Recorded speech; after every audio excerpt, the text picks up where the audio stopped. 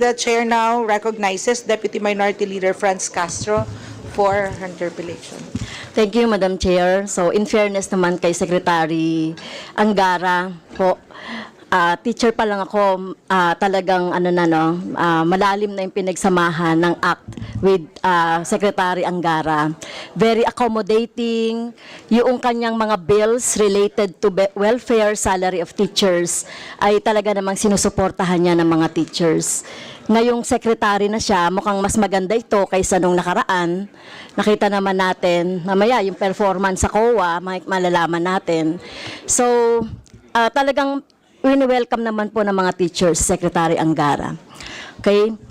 Kaya lang, Mr. Chair, nakakalungkot, medyo iniwanan siya ng maraming problema ni Vice President Sara Duterte.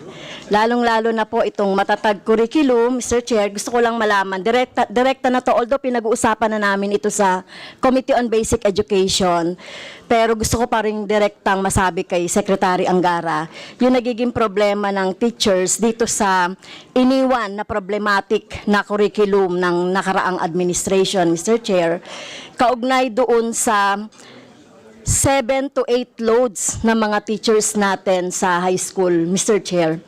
So, kailangan talaga, Madam Chair, kailangan talagang immediately i-review ito. Biro niyo po, Mr. Chair, and Madam Chair and Mr. Secretary, 7 to 8 loads ang mga teachers.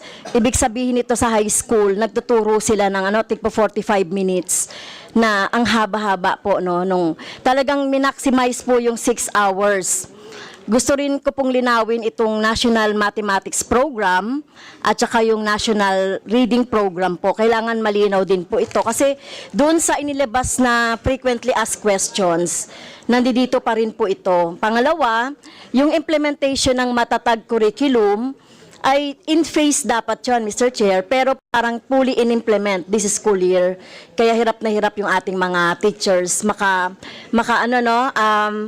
maka-cope up dito sa ini-implement na ito. Baka pwedeng i-suspend itong matatag curriculum. Anyway, Mr. Chair, Mr. Secretary, hindi nyo naman ito program, no? Iniwanan kayo ng nakaraang administration ng ganitong problema.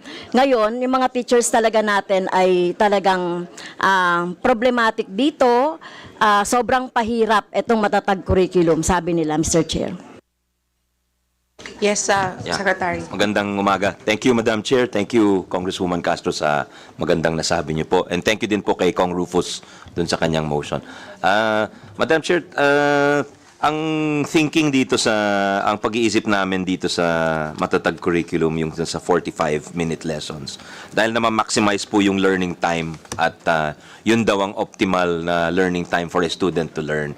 Pero nakikinig, nung nagkonsulta ho kami, and after implementing the matatag curriculum for the last few weeks, mukhang there is a need to inject flexibility ho sa curriculum. So, nakinig ho kami sa ground, nahihirapan yung ibang teachers sa ibang eskwelahan. So, meron kaming piniprepare na department order to inject flexibility, meaning balik tayo dun sa 6 na tigwa 1 hour, depending na sa school setting ho, ma'am. So, yun po ang naisip namin. At we're just going to hold maybe 1 or 2 more consultations. But there is already a draft department order on this. Nakinig ho kami dun sa hinaing ng ating mga teachers. Thank you po.